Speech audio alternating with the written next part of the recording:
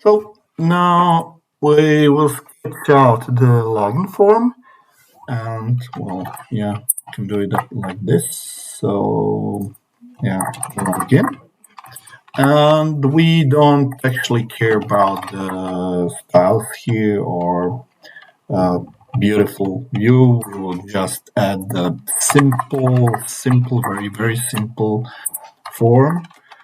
So let's format this. And now we can see it here in action. Yeah, here it is.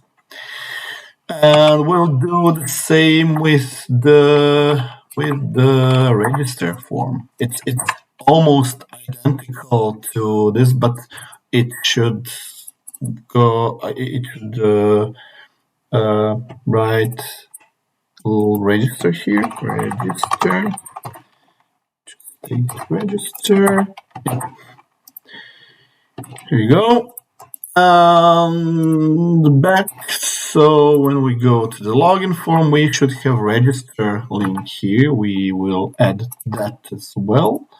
So let's add this after button. Href is Register.html and register. And we also have page line break.